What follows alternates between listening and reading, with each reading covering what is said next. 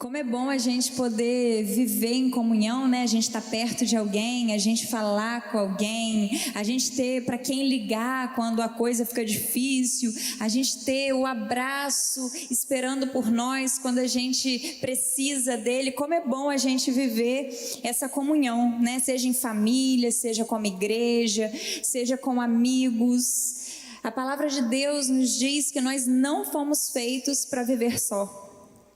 Quando Deus ele decide criar todas as coisas e decide criar homem, ele olha para o homem e ele diz: não é bom que ele esteja só, e eu vou fazer para ele alguém que possa conviver com ele, que possa ajudá-lo.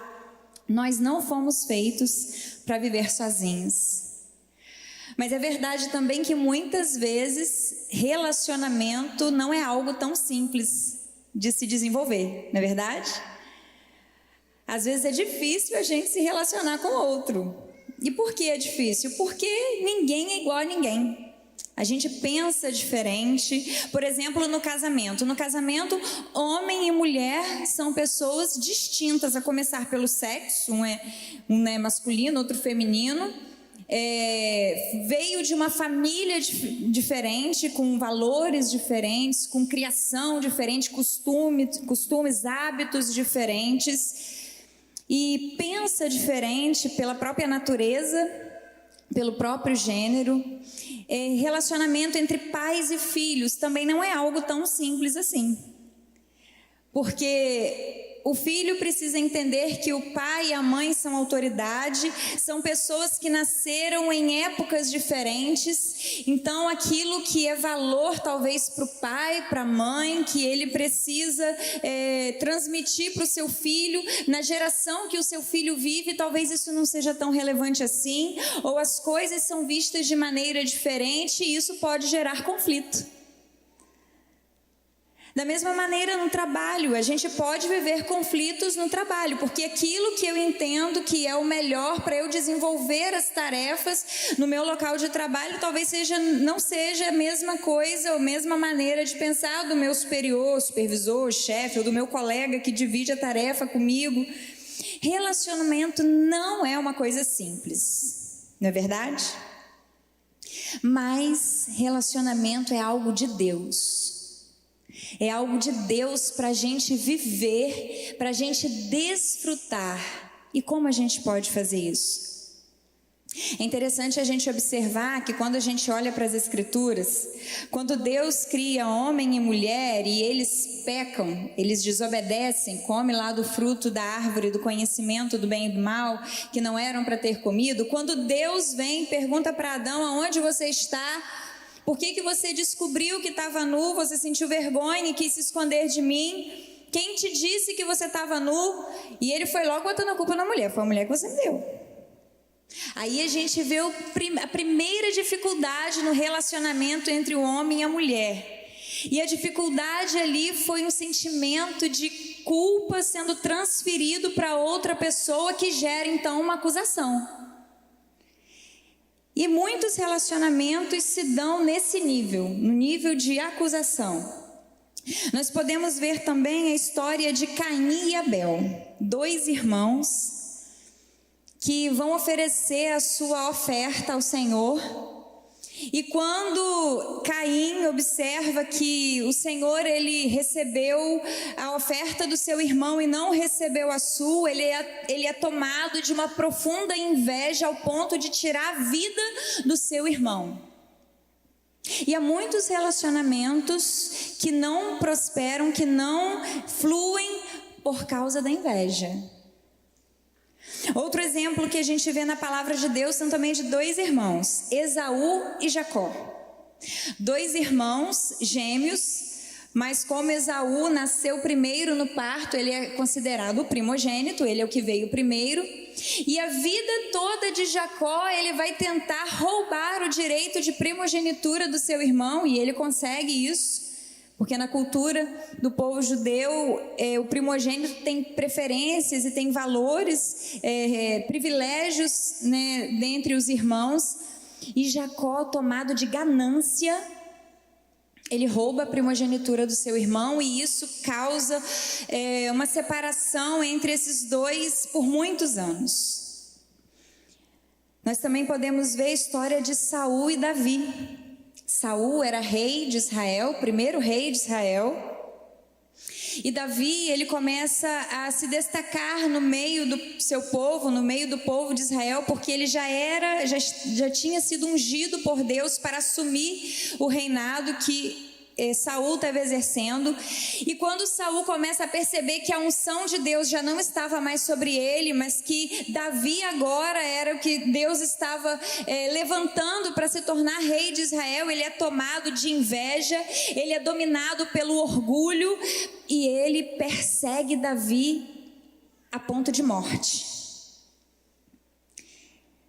São esses níveis de relacionamento que muitos vivem e que não foram planejados por Deus. Não é desejo de Deus que a gente viva conflito, não é desejo de Deus que a gente viva desunião, que a gente viva a separação, que a gente viva a desonra. Isso não é desejo de Deus. Isso acontece porque nós vivemos numa condição pecadora, nós somos pecadores, falhos.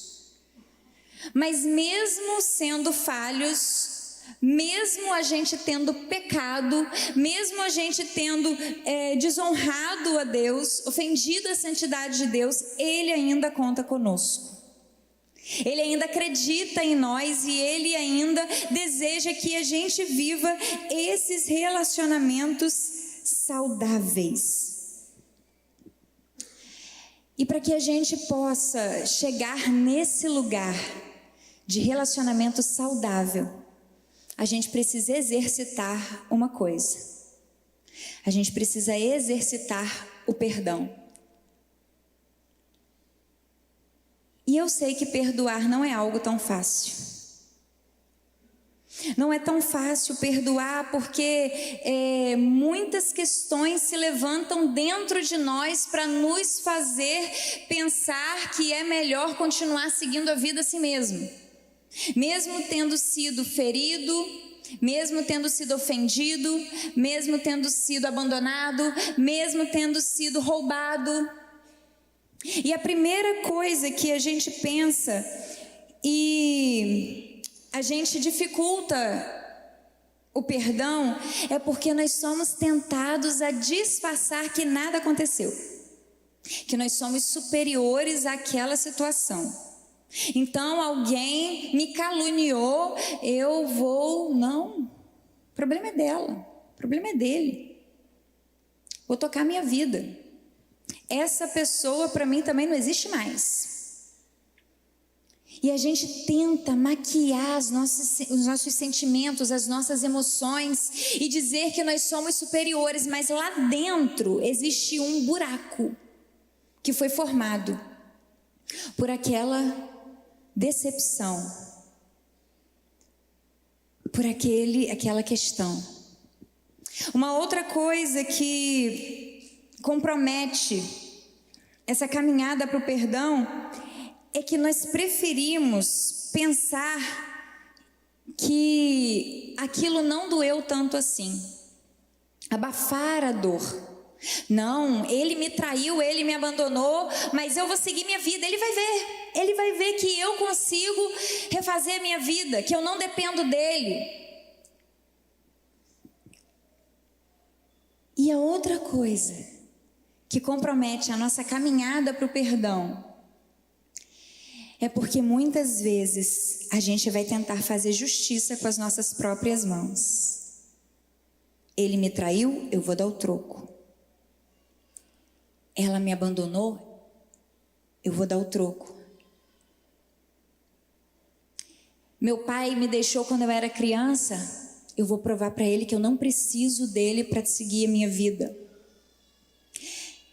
Ela me caluniou enquanto eu confiava nela, era minha amiga. Eu vou fazer o mesmo, eu vou dar o troco na mesma moeda. É olho por olho e dente por dente. E quando nós tentamos fazer justiça com as nossas mãos, nós impedimos de vivenciar o perdão. e nós caminhamos com uma grande ferida que paralisa a nossa vida. Quando nós não perdoamos, nós ficamos retidos naquele lugar. Nós deixamos de viver e se relacionar e prosperar na nossa vida porque nós estamos presos naquele lugar. Há pessoas que foram abandonadas pelos pais e elas não conseguem prosperar nos seus relacionamentos, elas não conseguem se casar, ou quando se casam, seus casamentos são difíceis, são complicados, ela se torna uma pessoa ciumenta, se torna uma pessoa hostil. Por quê? Porque ela vive na sombra do abandono.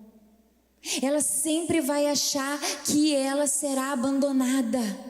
E para não ser abandonada, ela sufoca essa pessoa. Ela quer agarrar essa pessoa e colocar dentro dela para ter a certeza de que ela não vai ficar sozinha, porque um dia o seu pai a abandonou.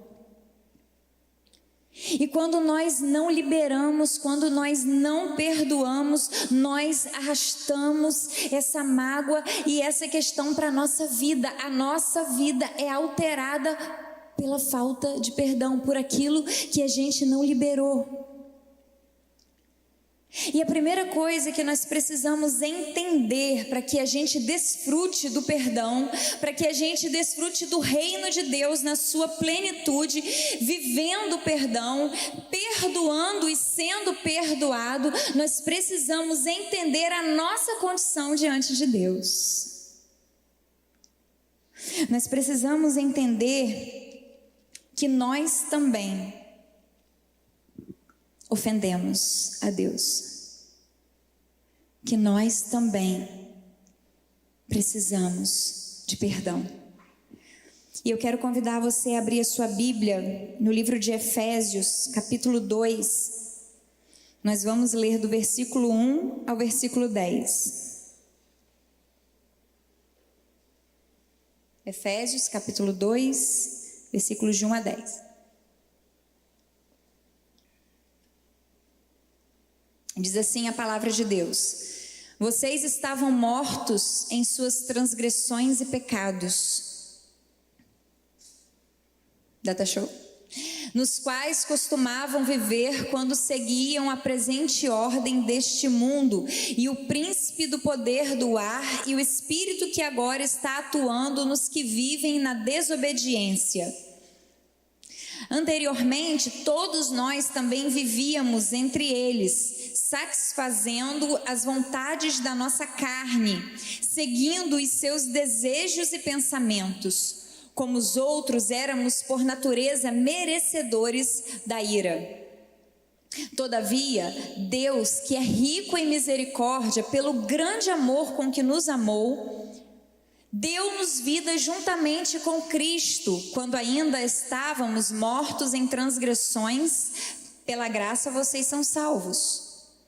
Deus nos ressuscitou com Cristo e com Ele nos fez assentar nos lugares celestiais em Cristo Jesus, para mostrar nas eras que hão de vir a incomparável riqueza de sua graça, demonstrada em sua bondade para conosco em Cristo Jesus.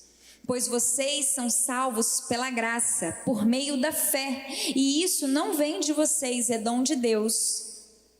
Não por obras, para que ninguém se glorie, porque somos criação de Deus, realizada em Cristo Jesus, para fazermos boas obras, as quais Deus preparou de antemão para que nós a praticássemos. Queridos, nesse texto nós temos aqui um relato da nossa condição diante de Deus quando nós ainda não tivemos um encontro com Jesus Cristo. Se você está aqui hoje, você ainda não se entregou a Jesus Cristo, e aqui está o relato da sua condição. O texto começa dizendo que o Senhor, Ele vos deu vida, Ele nos deu vida quando nós estávamos mortos em nossos delitos e pecados. Queridos, todos nós somos devedores até que passemos pela cruz. Todos nós somos devedores por nossa própria natureza pecadora. Nós somos descendentes do primeiro casal, Adão e Eva. E eles pecaram. E porque eles pecaram, nós também somos pecadores. E eu gosto muito de usar um exemplo que nos faz compreender bem essa nossa condição. Eu costumo dizer que o pecado é como um vírus, HIV. Uma pessoa que é contaminada pelo vírus HIV, se ela não passar por nenhum procedimento clínico, medicamentoso, porque hoje a medicina avançou muito, se essa pessoa se relaciona sexualmente com alguém e desse relacionamento uma vida é gerada, a concepção, essa criança que é gerada, ela também estará com esse vírus. E se ela nascer e ela crescer e ela se relacionar sexualmente com alguém, e dessa relação sexual, ela também gerar uma vida, esse bebê, ele também virá contaminado pelo vírus, porque ela tem um vírus que foi herdado do seu pai, e assim sucessivamente. Assim é o pecado. O pecado é como esse vírus. Porque Adão e Eva pecaram, todos nós somos pecadores, porque descendemos desse casal. E a nossa condição pecadora nos leva a tomar decisões, nos leva a também ter as nossas atitudes de desobediência e de pecado. É interessante que se a gente for olhar o Salmo 51, versículo 5, o Davi, quando ele está ali na sua oração de arrependimento, o rei Davi, ele diz assim: porque em pecado fui formado e em iniquidade me concebeu a minha mãe. Davi está falando desse pecado original, desse pecado lá do Éden. Ele coloca diante de Deus a sua condição. Deus, eu pequei, porque o pecado já está em mim, eu nasci pecador. Queridos, todos nós pecamos, nós já nascemos em pecado, porque a nossa natureza, o nosso DNA espiritual foi alterado lá no Éden. Nós descendemos desse primeiro casal, então eu e você nascemos pecadores. Sabe quando vem os pais trazendo aquele bebezinho tão puro, que não sabe nem que existe, e a gente consagra ele ao Senhor aqui? Esse bebezinho é um pecador. Como diz minha irmã, é um pecadorzinho. E quando chegar a idade da razão, ele vai ter que dar conta das suas escolhas, como nós temos que dar conta das nossas escolhas. Porque uma vez contaminados pelo pecado, nós somos passíveis a pecar, tomar as nossas decisões que afetam a nossa existência e o nosso relacionamento com Deus. Então, querido, a primeira coisa que nós precisamos entender é que eu e você somos pecadores. Eu e você ofendemos a santidade de Deus. Quando você pensar naquela pessoa que te ofendeu, que te feriu, que te magoou, que alterou a sua vida, lembre-se que você é tão pecador quanto essa pessoa. Você não é mais santo. Talvez você tenha tentado a pensar e a condenar essa pessoa, porque talvez você não cometeria o erro que ele cometeu. Talvez o que essa pessoa fez com você, você jamais conseguiria fazer com alguém, mas certamente você faz alguma coisa com o seu marido, sua esposa, seu filho, seu colega, seu amigo, seu pai, sua mãe, que ofende, que magoa e que aborrece. Sabe por quê? Porque você é humano e o seu DNA foi alterado. Você é falho, meu querido. Nós precisamos entender isso. Se você deseja sair daqui nessa noite com o seu coração liberado diante de Deus para viver a plenitude do reino, para viver o reino de Deus na sua totalidade, você precisa entender que você é tão falho, é tão errado, é tão pecador quanto aquele que te feriu. A segunda coisa que você precisa entender é que o teu pecado, o meu pecado, o nosso pecado nos separa de Deus. E eu quero pedir para você abrir sua Bíblia em Gênesis capítulo 3, versículo 22 e 23. Gênesis 3, 22 e 23. Diz assim a palavra de Deus: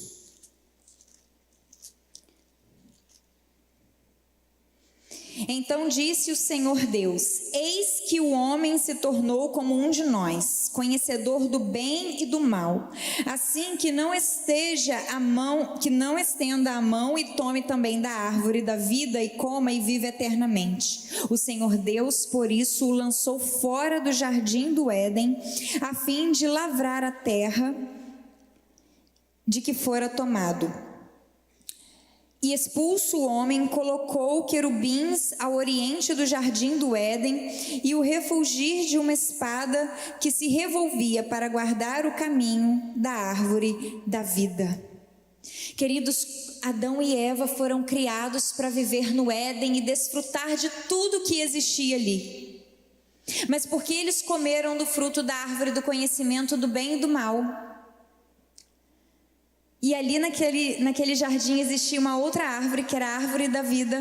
Para que eles não comessem dessa árvore e o pecado deles atingisse a eternidade, o Senhor os retira do jardim.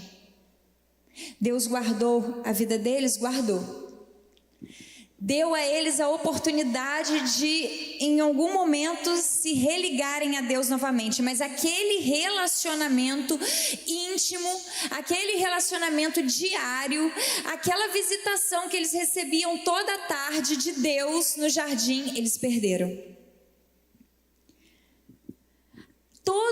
Toda a bonança que existia naquele lugar, tudo que havia de bom para eles ali, todo alimento disponível a eles, agora eles precisariam trabalhar para conquistar aquilo do que eles precisavam.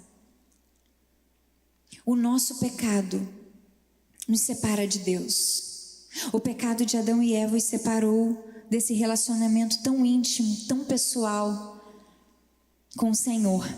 E o nosso pecado nos separa de Deus.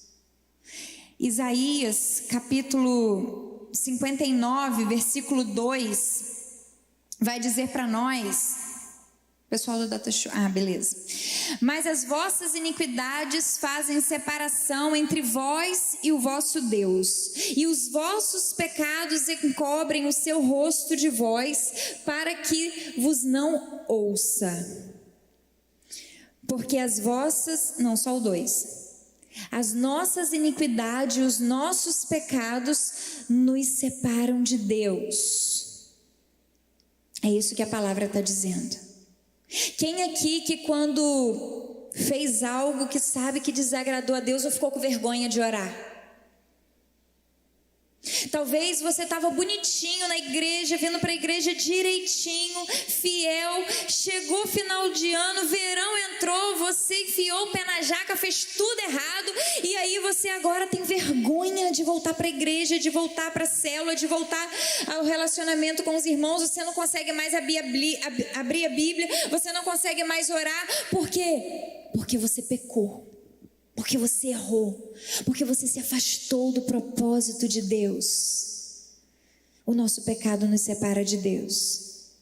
E Deus não nos fez para vivermos separados dele.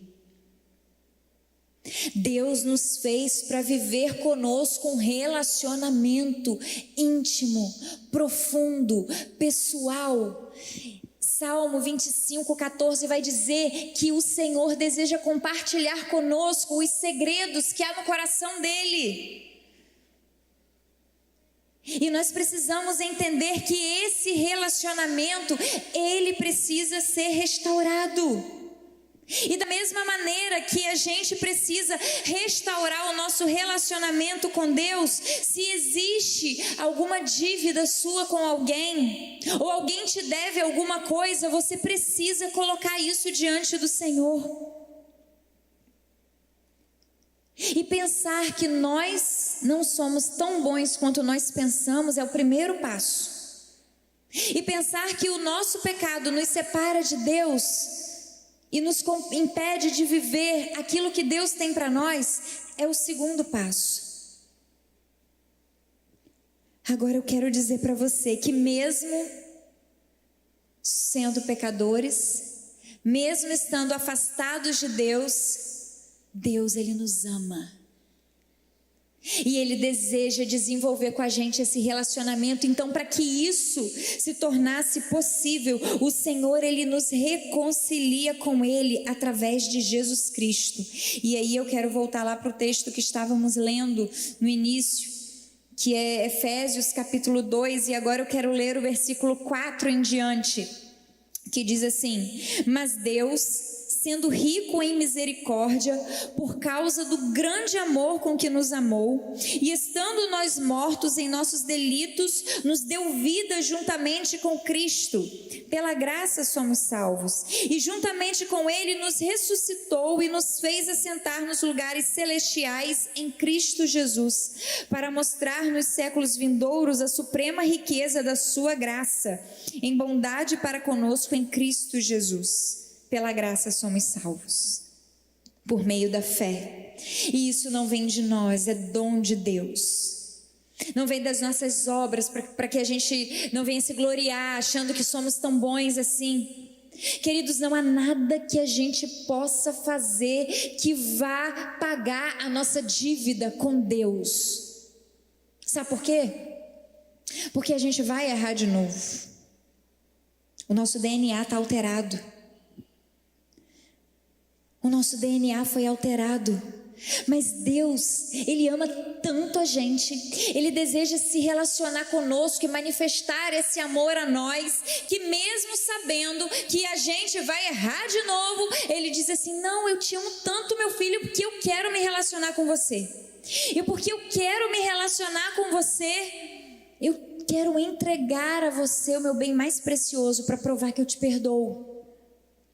Eu quero te entregar o meu filho. E por amor a mim e a você, Deus Pai entrega Jesus Cristo, seu Filho, para morrer em nosso lugar, para pagar na cruz uma dívida que era minha e sua, uma dívida que era nossa. A Bíblia diz: se por causa de um homem o pecado entrou na humanidade, por causa de um homem também nós temos a oportunidade de sermos reconciliados com Deus. E é através de Jesus Cristo, do amor manifesto nessa terra, através da pessoa dele, nós somos perdoados. E o Senhor disponibiliza o perdão dele a todo aquele que crê. Se você está aqui hoje e ainda não entregou a sua vida a Jesus Cristo, eu quero dizer para você que o Senhor, Ele não te condena, mas Ele te chama ao arrependimento. Ele te chama a viver uma vida de comunhão e amor com Ele, para que você seja bem-sucedido em todos os demais relacionamentos. E eu quero dizer para você que da mesma maneira que nós fomos perdoados, da mesma maneira Ele espera que nós perdoemos.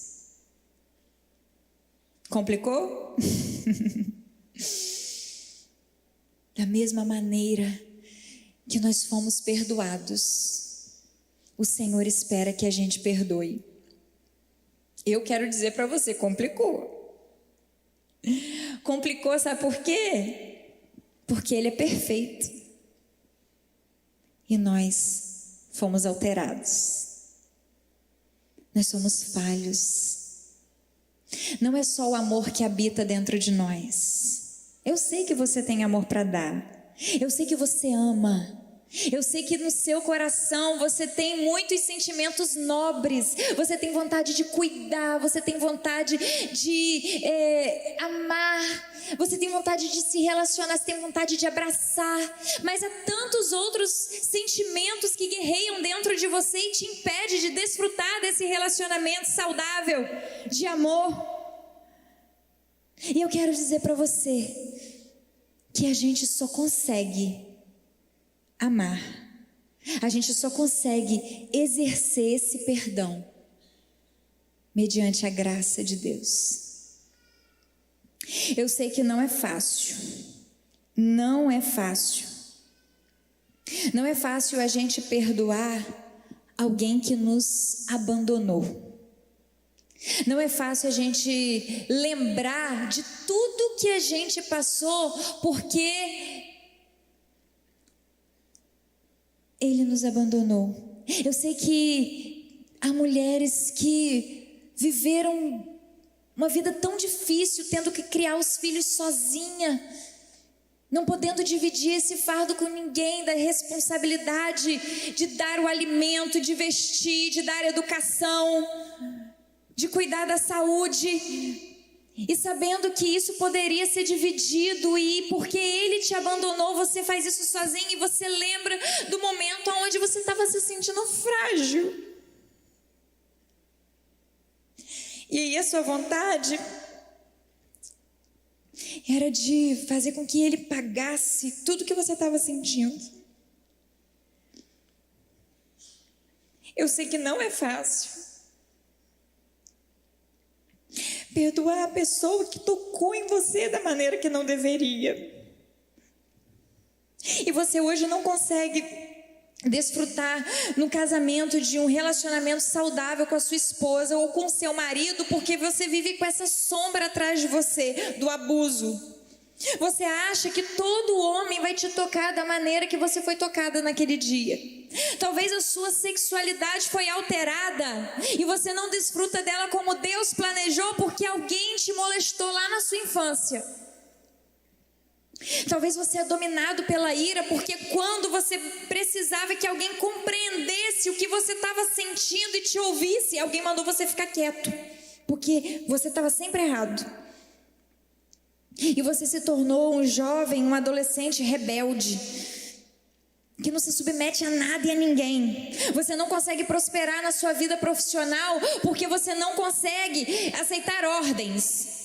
Ninguém pode dizer para você o que você tem que fazer, porque você é dono do seu nariz, fruto de uma criação opressora, de pai e mãe opressor.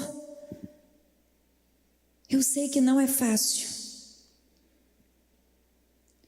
mas eu quero dizer para você que existe um caminho que pode ser percorrido para você chegar nesse lugar de liberar essa pessoa que te feriu, essa pessoa que te ofendeu, essa pessoa que te magoou. Existe um caminho.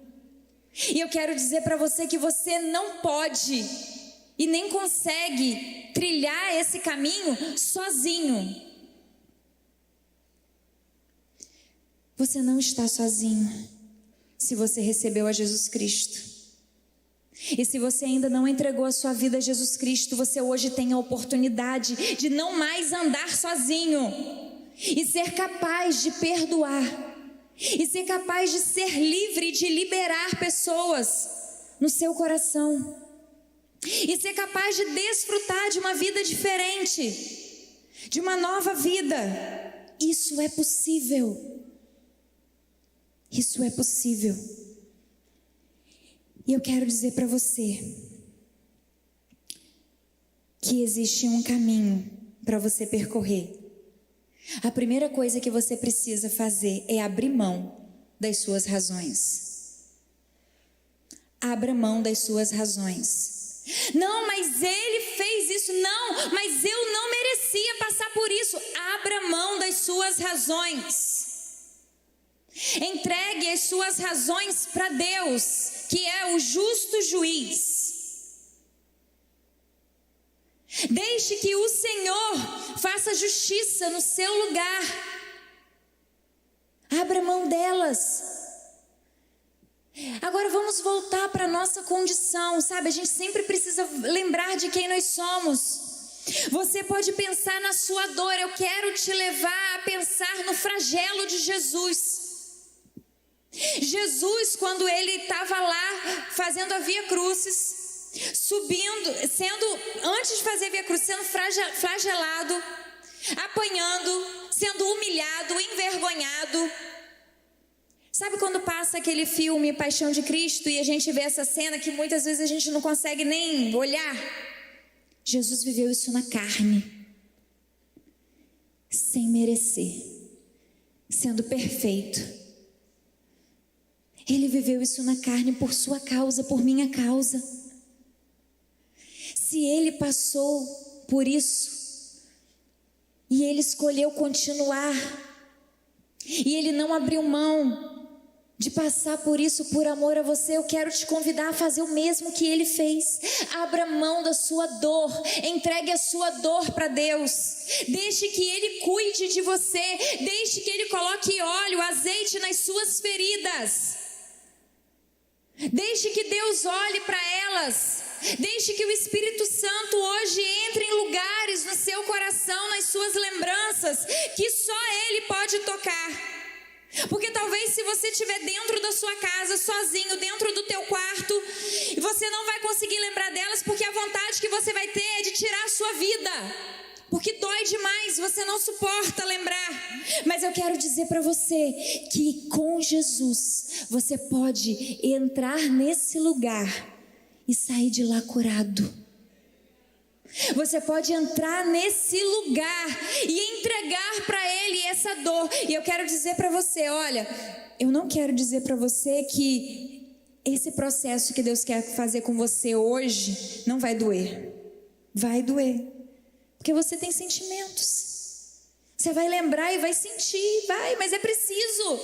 Sinta pela última vez, mas seja corajoso, seja corajosa de entregar para Deus isso hoje e sair daqui liberado para viver o reino de Deus nos seus relacionamentos, viver o perdão de Deus diariamente. Porque você vai sair daqui e você vai ser ofendido de novo. Talvez a mesma pessoa que você precisa liberar aqui vai te ferir de novo. E o que você vai fazer? 70 vezes 7. Perdoe. Quantas vezes, Senhor, a gente deve perdoar? Meu filho, até 7? Não, Pedro. Até 70 vezes 7 ao dia. Nós fomos perdoados de uma dívida impagável por alguém que era perfeito, que não nos devia nada. Quem somos nós para não perdoarmos aquele que nos feriu? Se nós também ferimos, nós também ofendemos, nós também magoamos. Abra mão das suas razões. O segundo caminho que eu quero que você percorra: se coloque no lugar do ofensor. Se coloque no lugar daquele que te ofendeu. Se coloque no lugar daquele que te abandonou. Se coloque no lugar daquele que te traiu. Se coloque no lugar daquele que te roubou. Como assim, pastora? Me colocar no lugar?